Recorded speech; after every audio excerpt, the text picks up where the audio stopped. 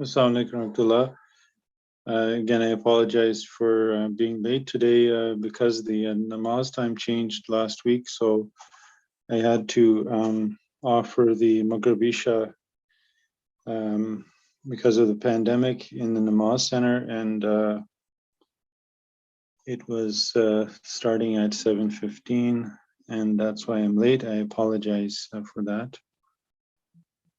Hopefully, inshallah, next week timings will be straightened out. Just 1 minute, I'm going to be opening up today's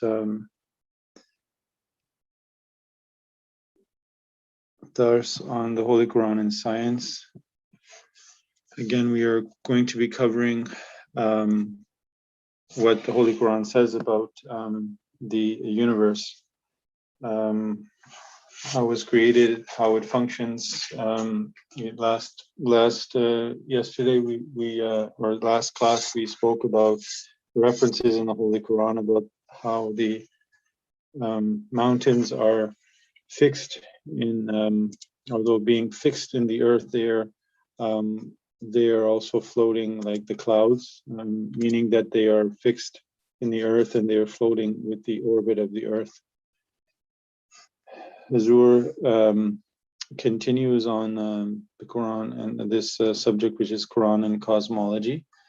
And he says that now we turn to another amazing revelation of the Quran regarding a specific motion of the sun, which is mentioned nowhere else. This verse, chapter 36, verses 39, pronounces أعوذ بالله من الشيطان الرجيم بسم الله الرحمن الرحيم والشمس تجري لمستقر لها ذلك تقدير العزيز العليم. And the sun is constantly moving in the direction of its ultimate abode of rest. This is the decree of the Almighty, the All-Knowing. So Huzur says that it clearly speaks of a point in space to be the sun's final resting place. Despite the fact that it is only the sun which is mentioned, the verses which immediately follow bind the entire universe to the movement of the sun in the same specific direction. So Hazur is now going to show from a verse from the Holy Quran how it's not only that the sun is moving along, but the universe which is around it, all of the planets that are around it are moving along with that sun. Therefore, the universe itself is moving. So the verse from the Holy Quran, which Hazur quotes, وَالشَّمْسُ تَجْرِي لِمُسْتَقَرٍّ لَهَا ذَلِكَ تَقْدِيرُ الْعَزِيزِ الْعَلِيمِ وَالْقَمَرَ قَدَّرْنَاهُ مَنَازِلَ حَتَّى عَادَ كَالْأُرْجُونِ الْقَدِيمِ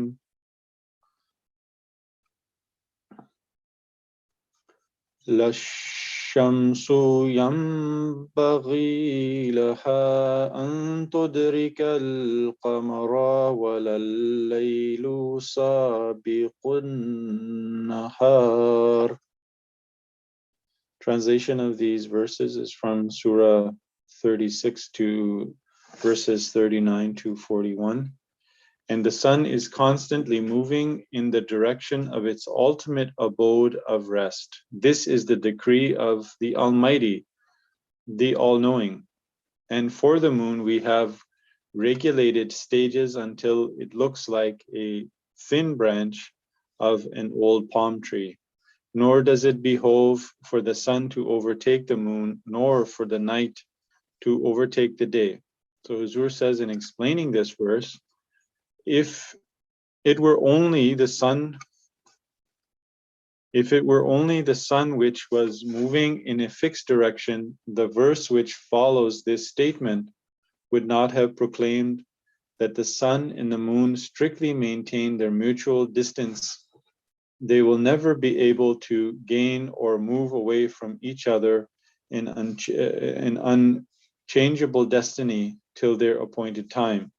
This clearly shows that in whatever direction the sun is moving, the moon is also moving.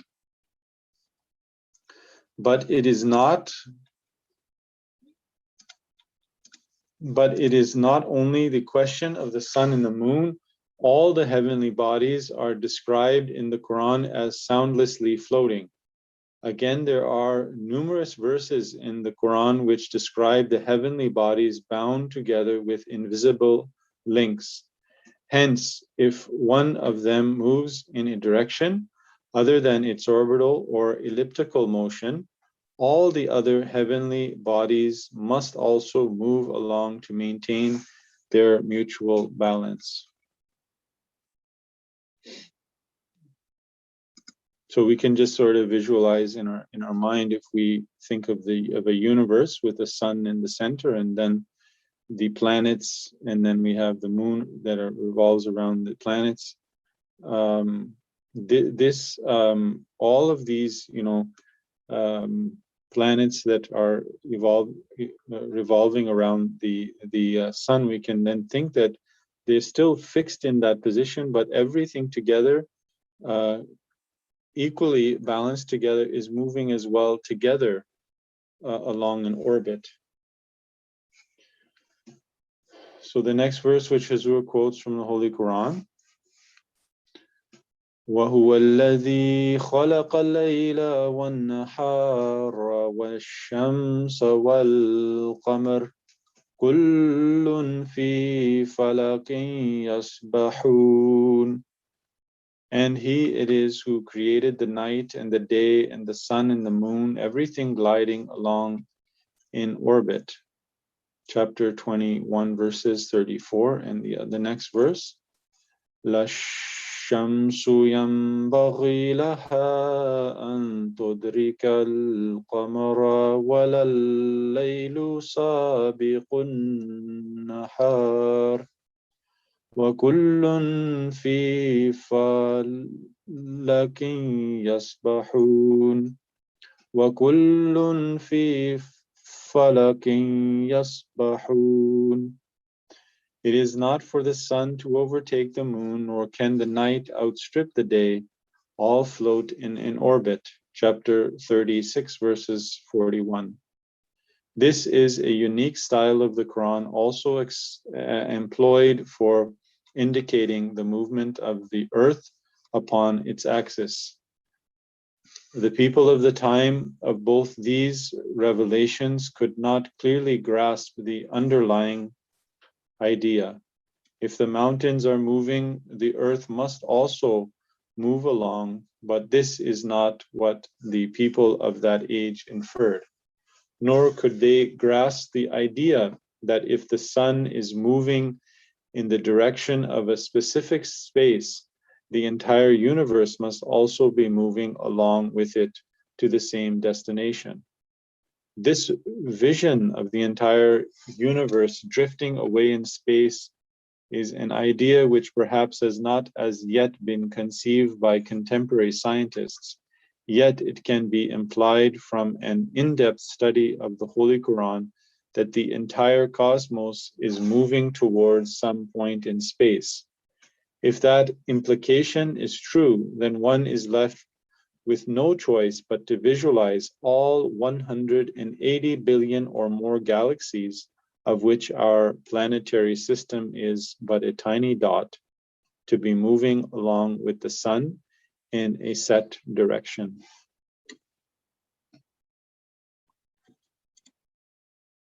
Elsewhere in the chapter, we have suggested the possibility of an all-consuming gigantic black hole which may pull back the entire universal mass into its singularity. So we did speak in one of the classes before, referencing to the Holy Quran from this book. Hazur spoke about the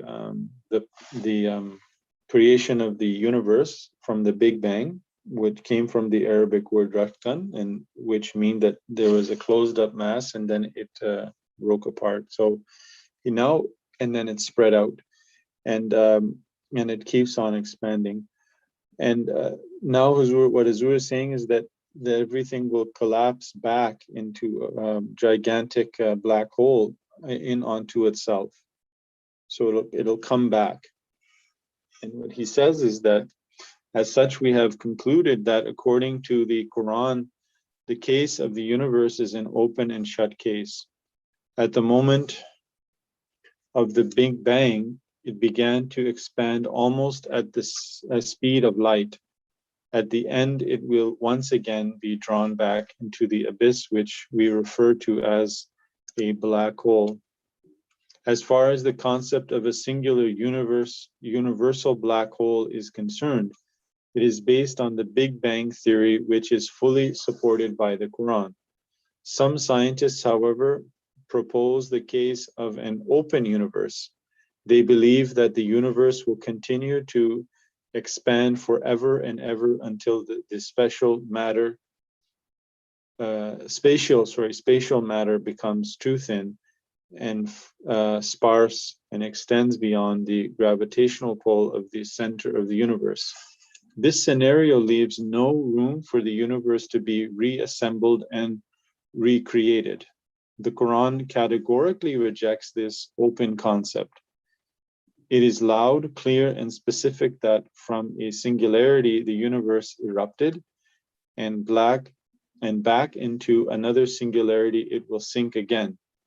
The unity of God and its creative outburst and the return of the creation again to the unity of God could not have been better expressed than Inna lillahi wa inna ilayhi raji'un, chapter 2, verses 157, which translates, to God we belong and to him shall we return.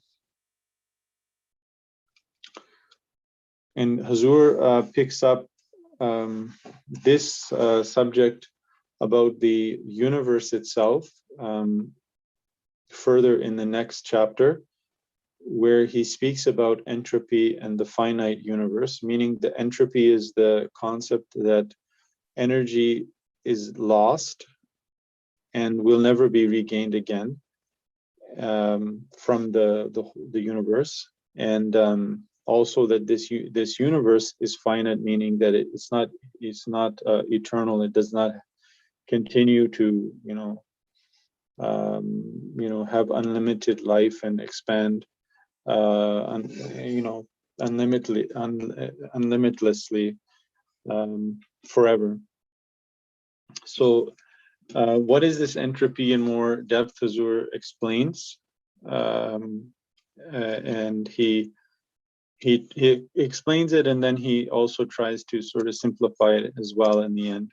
So just bear with this, but it is very interesting. Those who are interested in it, to just read it and to go along with me, try to understand. It's a very interesting subject, which we'll just touch now, and then we'll further build on to it next. And that is that I think that why we should understand and know this is that this actually then gives us a clear understanding of a creator who can create a universe, and a universe which is not eternal like God is eternal, meaning that God can create like he did in the Big Bang, and then that creation will then collapse back on itself again, and there'll be nothingness. So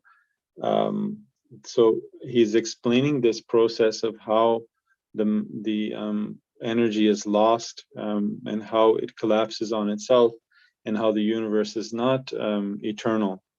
And it's a very important point here to understand, and this is how we can sort of look at scientifically the concept of a eternal God, which is proved scientifically as well, that God has to be eternal, and the universe, because the universe is not eternal, because it basically loses energy and gives out by giving out its energy, which does not replenish itself again.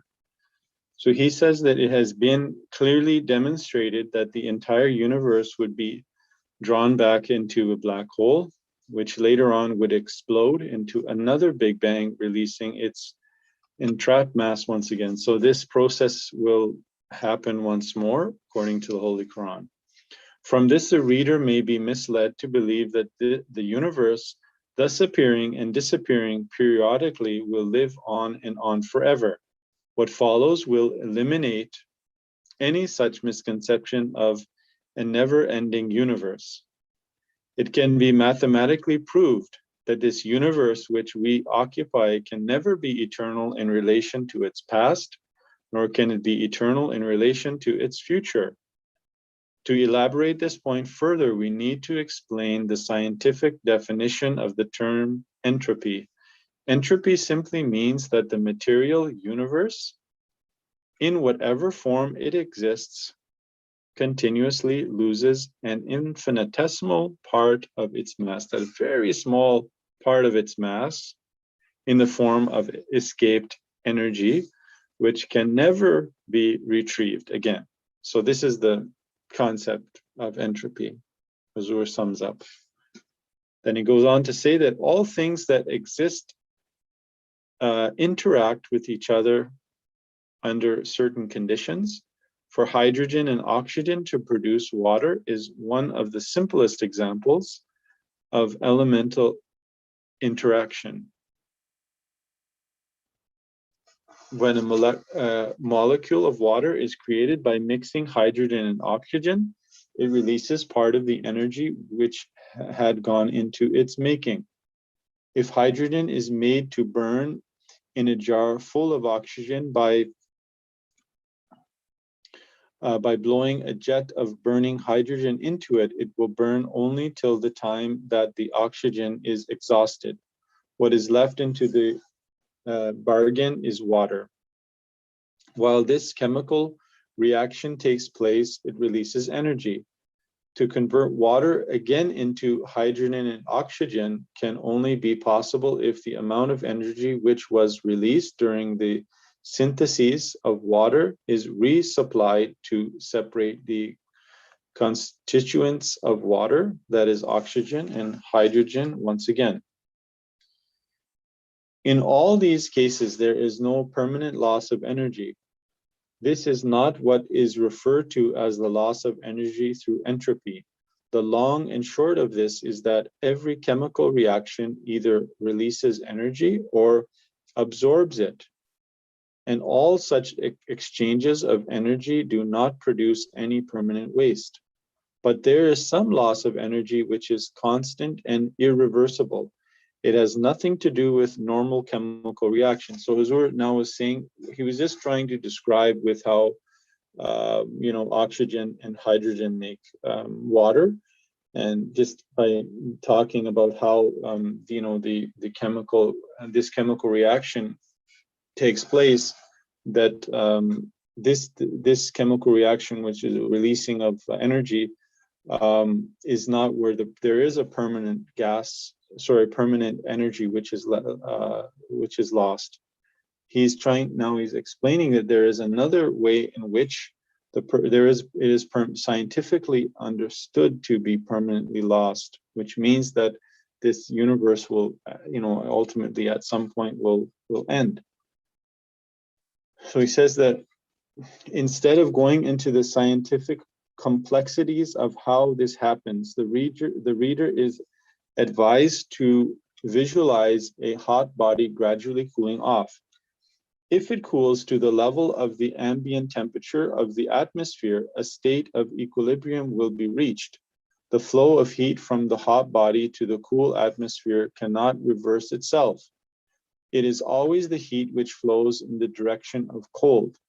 When at last the entire heat of the universe would have thus exhausted itself, reaching a state of equilibrium, no further exchange of heat would remain possible and no chemical reaction could be visualized.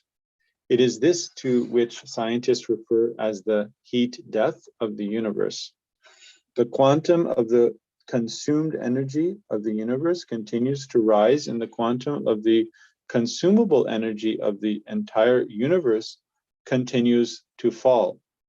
Hence, a time may come, however remote, when the entire universe will ultimately sink into an inert state which could never be revitalized into its previous form of material existence. No action would ever take place, no reaction would ever be possible.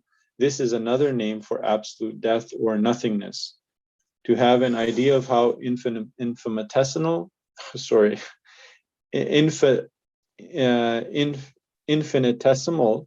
this loss of energy is, so how very small this energy loss is, the reader should remember that even scientists have to estimate it with the help of complex mathematics. For them, the universe remains practically the same in weight and mass as it was 20 billion years ago. So there wasn't any change in the mass of the universe 20 billion years ago.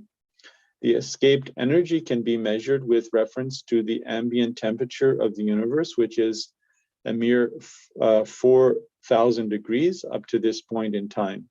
This means that there is no space in the knowledge of in the knowable universe which has a temperature lower than that of 4,000 degrees. So energy that would flow in the direction of this lower temperature would become a part of it and could never be lifted up again to higher degree of existence. Whether one is able to understand this mathematical jargon or not, of this one must be certain that the universe is constantly losing something which can never be recycled.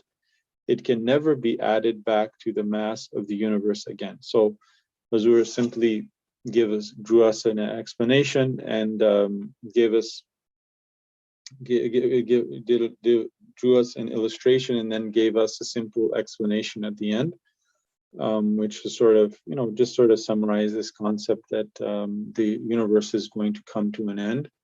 Inshallah, we'll pick this up further.